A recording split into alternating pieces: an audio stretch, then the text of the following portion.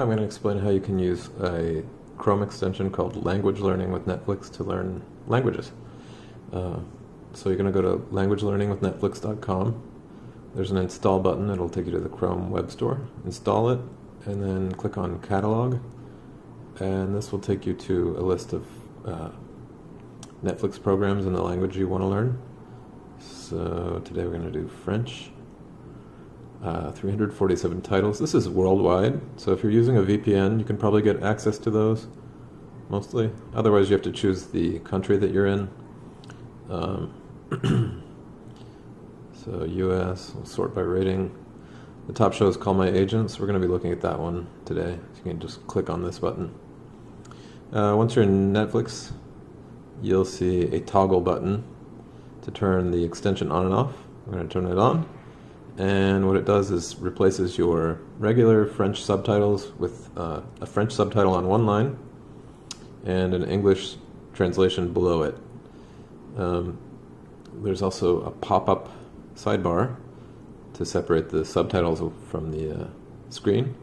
And there's a sidebar that has all the French subtitles for the entire episode. So you can scroll through these, or you can see stuff that's coming up. And we're currently on this blue line. One of the main features of this app is that it has hover. It has a built-in dictionary, and if you hover over a word, you'll get a quick definition. For some words, this doesn't work as well because they're more idiomatic, but for a lot of nouns, you'll find a pretty clear definition. But anyway, you can click on the word and get a pronunciation and a much deeper, a lot more information. You can get a deeper definition. You can get all the examples of the word cheval in this transcript. So it pulls out each sentence that uses the word cheval. There are 6 of them. So you can see those. You can see the definition here, the IPA, spelling. And there are 6 dictionaries that you can click on. It's currently using this one, but you can click on any of them. It'll open a pop-up window, and you'll have more information about the word. All right, so that's extremely useful. The other features, one other feature that's extremely useful is being able to control the playback with hotkeys. So you can skip between subtitles. It's keyed to the subtitles. I think the Netflix slider is 10-second increments, which is not very useful, but you can skip to the next subtitle, to the previous one, or you can just repeat the same one.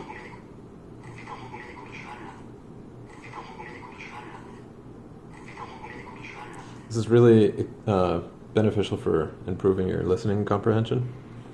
There's a toggle here that says AP, it's auto pause, and this will automatically pause after each line, and then wait for you to push the space bar to continue to the next one.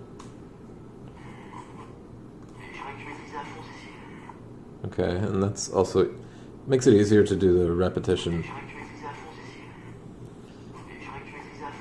So a big part of this is repeating a lot, and you'll get more benefit out of repeating if you use this option, which is to hide translations.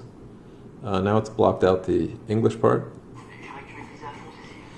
and you can see the subtitle and hear it and try to guess, and then when you want to check, you just hover over it and it will reappear. Once you're more advanced in listening, I would recommend turning off both of them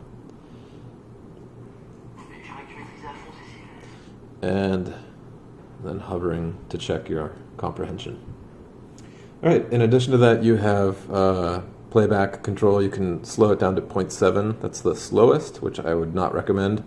Probably 0.8 or 0.9 is good enough. And you can speed it up to 1.75. I'm not sure why those are the limits, but that's the limit for now.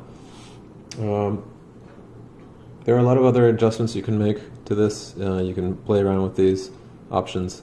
One thing I don't find super useful, but I thought was interesting, was they have this frequency words.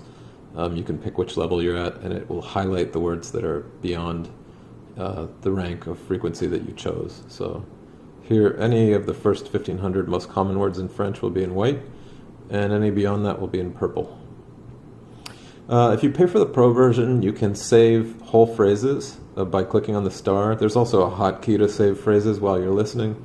You can also right-click on words and save them, and then they all show up in this Saved Items menu, which you can export to other apps, like Anki. Anki is a space repetition flashcard app. It's free, it's extremely useful for language learning, but it's kind of complicated, so I might do a separate video about that. The other thing that I think is really good about this, especially if you're a teacher, is that if you click the print button, you will get a PDF bilingual transcript of the entire episode, which is just amazing. If I'd had this 10 years ago when I was teaching, I think my life would have been different. Anyway, the main advantage of this is that you can highlight and copy and paste phrases, which you cannot do from the Netflix window. So you can make your own vocabulary list, or you can do all sorts of things with the text. All right, that's about it for now.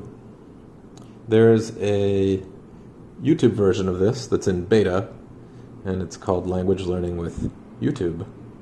And it has about half the features so far. So here's a screen. It's got the dual subtitles. It's got the pop-up dictionary. It's got the transcript here. But when you click on print, you get a monolingual transcript. And there's a few other things that are not functional yet, but they're working on it. So this will probably revolutionize language learning. I think this is one of the most exciting apps or extensions to come out, probably since Google Translate. I think this is the biggest deal in language learning on a computer. So yeah, good luck.